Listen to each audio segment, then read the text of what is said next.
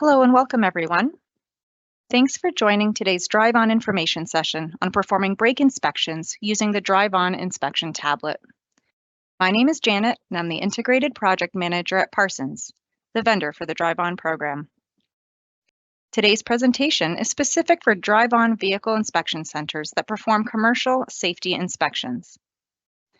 First, we will provide some information on things to know and actions to take before you can perform inspections on the inspection tablets. We will then review how to perform proof of brake inspections, PBIs, and limited brake inspections, LBIs, including new vehicle limited brake inspections, using the inspection tablets in the Drive-On program. Then we will review the resources available on obtaining Drive-On inspection support. Please note that this program is just transitioning the way that inspection data is collected and used from the paper-based MVIS program to the digital Drive-On program. As such, the inspection standards remain unchanged. They are the same as what you are obligated to by regulations today, such as in NSC 11B. Let's now review a few things to keep in mind before performing inspections on the inspection tablets. Technicians are required to create their own account on the Drive-On portal and complete the necessary online training modules. Training is approximately 30 minutes, free, and available for technicians to complete 24/7.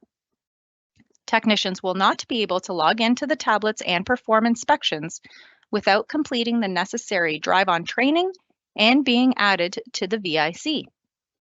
All technicians performing safety inspections in the Drive-On program must have the appropriate certificate of qualification for the class of vehicles being inspected. Technicians' Skilled Trades Ontario membership number will be validated before they are able to begin Drive-On training. This is not your technician number. This is your STO membership number. For the validation, it is very important to ensure that the name you register with on the Drive-On portal matches exactly as registered with Skilled Trades Ontario. The name in the first, middle, and last name fields on the STO registry will need to match what you input for the first, middle, and last name fields in the Drive-On portal. For example, if on the STO registry, your first and middle name is listed in the first name field, be sure to enter the information in the first name field on the Drive-On portal. If your STO membership lists a middle name with an initial and a period, be sure to enter it with the initial and the period so that it matches exactly when entering the information on the portal. The STO validation will confirm the fields on your membership for first, middle, and last name to match exactly as entered in the Drive-On portal. Do not include extra spaces. Another important note is that after a technician completes their Drive-On training, they need to be assigned to a VIC to be able to log into the tablet and perform inspections. An owner or delegate can add the technician to their VIC only after the technician completes the Drive-On training. To add a technician to your VIC, owners and delegates can select the I Want to Manage Technicians card on the Drive-On portal, search for their technician, and then add them to their VIC. Please refer to Section 6 of the Program Enrollment Package found on the Drive-On portal enrollment page for more information. Some additional tips. For technicians to log into the tablet, the technician will use the same username and password that was created for them when they registered on the Drive-On portal. Both the portal and tablet use the same username and password. Some VICs may receive lockout notices. If this affects your VIC, note that a lockout notice will appear on both the Drive-On tablet and the Drive-On portal associated to your VIC. Lockout notices will inform you of the reason of the lockout. For example, if you receive a Parsons lockout, you may still need to complete the software update required on all the tablets at your VIC. If this affects you, please refer to the recent service announcement that was sent by email. If you receive an EPA discrepancy lockout, you may need to correct your banking information in the Drive-On portal. Or you may receive a No Qualified Technician lockout. Remember, You must have a drive-on trained technician assigned to your VIC to conduct inspections. Also, to be able to print and issue inspection stickers, you must add your inspection stickers to the inspection tablet software at your VIC prior to beginning inspections. Follow the instructions that were provided with the equipment shipment for the 7 steps on how to receive stickers on the drive-on tablet. Also, when there is a software update sent to the tablets, a data file synchronization, otherwise known as a DFS, is typically required to receive the latest software on your tablet. Also note, if you ever experience any trouble with your tablet, it is recommended that you conduct a DFS to see if it resolves the issue first, before contacting the VIC assistance line. As mentioned previously, the program regulations and inspection standards have not changed in the drive-on program than was applicable in the MVIS program. The inspection software is based on the Ontario regulations to provide for consistency in the safety inspections across Ontario. Today, we will be focusing on how to perform brake inspections on the drive-on tablets. There are 5 types of brake inspections when completing commercial vehicle safety inspections as identified in the National Safety Code, NSC 11B. 3 are for drum brakes and 2 are for disc brakes. For brake inspections, there is an option to perform a limited brake inspection on drum and disc brakes. A limited inspection is defined as a wheel-on full inspection per NSC 11B. Both of the limited brake inspections are accepted with the proper and valid proof of brake inspection. There is also an option on the drive-on tablet to perform a new vehicle limited brake inspection. The Drive-On Heavy-Duty Directive Schedule 2 has further details on performing these limited brake inspections. You can find a copy of the directive, Schedule 2, on the Drive-On portal and on the inspection tablet. If you conduct a brake inspection outside of the annual or semi-annual inspection schedule, you can document this information under a proof of brake inspection, otherwise known as a PBI. By entering a PBI, you can then use the information as part of an annual or semi-annual inspection to then qualify for the limited brake inspection. A PBI for disc brake inspection is valid for 7 months, and a PBI for drum brake inspection is valid for 19 months. You also have the option to enter in a previous paper-based brake inspection from the MVIS program into the tablet to then use it for a limited brake inspection. Let's now review how to perform a proof of brake inspection, or PBI, on the drive-on tablet. When you get to the inspection menu screen, select Safety Inspection and then select Proof of Brake Inspection. This will then take you through the same initial screens for safety inspection. The technician will collect vehicle information, such as compliance label and VIN information, and collect OBD information if prompted. After you enter the vehicle information, it will bring up the Proof of Brake Inspection screen. The PBI screen will present 2 options. The first is to perform a new Proof of Brake inspection. The second option is to record an existing paper-based inspection report, PBIR. The option for recording an existing paper-based inspection report is available on the tablets for a limited time to allow technicians to accept prior paper-based PBIRs. Recording an existing paper-based PBIR is applicable if a customer brings all the proper paperwork. The paper-based PBIR will need to indicate the axle and side for each brake assembly inspected, or you will not be able to use this option.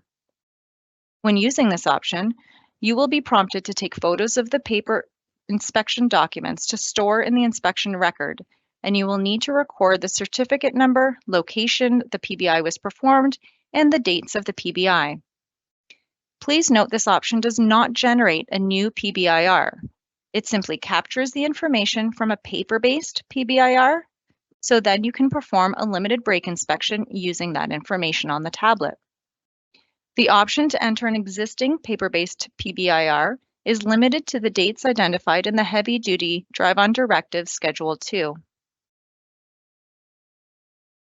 Let's now walk you through how to perform a new proof of brake inspection, or PBI. You will be prompted to select the number of brake assemblies that you will be inspecting during your brake inspection. Based on your selection, you will be prompted to enter the information for each of the brake assemblies. Please ensure the information that is entered is accurate, as the PBI information does need to match the information that is listed during your commercial inspection in order to be able to use the PBI to perform a limited brake inspection. In this example, once assembly 1 is complete for axle 1 driver side, we move to assembly 2, axle 1, but now the passenger side. Once all assembly information is complete, you click Continue to proceed. Then follow through each of the pages as prompted. As this is a brake inspection, it only provides one inspection option for brake systems. Once you select brake system, then click the components to enter the inspection results and record measurements. The components displayed are based on the vehicle information entered. This example is for a vehicle with hydraulic disc brakes. All PBI brake assembly measurements require measurements and photos. Photos need to be clear and show the measurements needed using the measuring device. Select Continue when completing all the measurements. Once you complete the measurements and photos, selecting Continue will take you back to the inspection items screen. If your items pass the inspection, you will see the summary screen as a pass. If any of the items failed, you will see the fail result here and will be unable to use the PBI for a limited brake inspection in the future. Please note that during the PBI, you can use the Save and Exit button to save the information on the tablet during the inspection.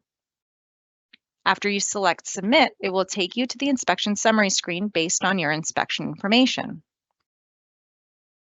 Once you complete the inspection, the technician will then sign off on the inspection by using their finger on the tablet and can then email the PBI report to the customer, and a copy is automatically emailed to the VIC owner and delegates.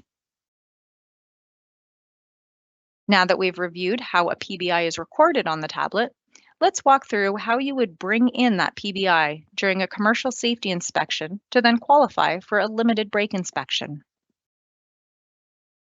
For a limited brake inspection, you will proceed to perform a commercial safety inspection as you would normally. The system would prompt you for the limited brake inspection if the vehicle qualifies for one. To start, select Safety Inspection from the inspection menu and then perform commercial safety inspection. The technician will collect the vehicle information, such as the compliance label and VIN information, and collect OBD information if prompted. If you are inspecting a new vehicle with a model year 19 months or newer, the technician will be prompted to enter vehicle manufacturer date.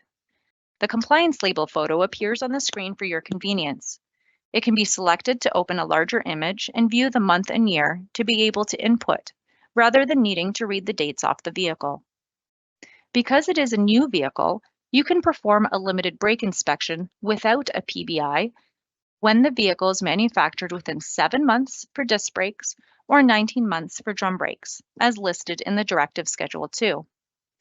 Click Yes for each axle and side to proceed with a new vehicle LBI. If the vehicle being inspected is not a new vehicle, the system will indicate if a PBI is found for the vehicle being inspected. If a PBI is available for the vehicle, the PBI option will appear after the brake type is selected. You can review the PBI by clicking on the green button, View PBI. It is important to note that it is up to the technician to choose to use the PBI for the vehicle inspection. The technician is responsible for the vehicle safety inspection. If the technician notes that any of the measurements need to be updated, select No so you can enter new measurements during the inspection. For this example, there was a PBI found for disc brakes for the driver and passenger side that will be used. Then you will proceed through with the commercial safety inspection.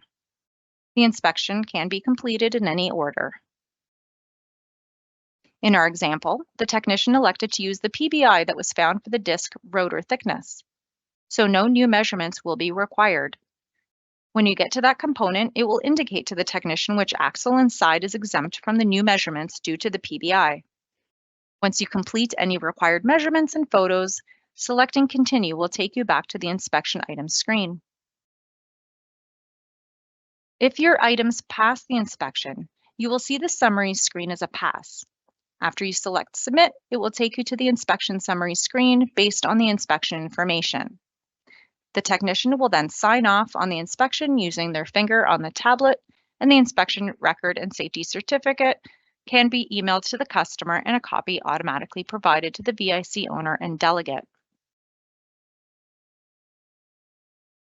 Let's now review some of the ways you can access drive-on support and assistance.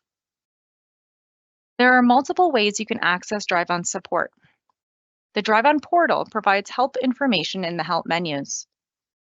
All vehicle inspection centers have access to the VIC assistance line. A help feature is also available for technicians on the inspection tablet on each screen, indicated by the question mark icon. This will provide helpful information for the current portion of the inspection they are on. Technicians can also use the video conference button on the inspection tablet screen to communicate with one of our support staff when assistance is required during an inspection. And you can also visit our YouTube channel to watch many help videos. Our YouTube channel has many help videos, including information on drive-on portal enrollment, equipment ordering, receiving equipment and setup, receiving and ordering stickers, and recordings of previously held information sessions. We encourage technicians to review the commercial safety inspection video. Also posted is a video on how to perform light-duty safety inspections using the drive-on equipment. To find our channel in YouTube, search Drive-On Help Videos. If you have a smartphone with you now, you can use it to scan the QR code on the screen to access the channel. Simply open your camera app, hover your phone over the QR code until you see a yellow outline appear around the image, and then click on the QR code on the screen of your phone. It will take you to our YouTube channel. When you're on the channel, select the Videos tab to view all the available videos. You can subscribe to the channel and also bookmark the site for future use. So we thank you for your time today and for your ongoing support and participation in the Drive-On program. We hope that you enjoy the rest of your day. Thank you.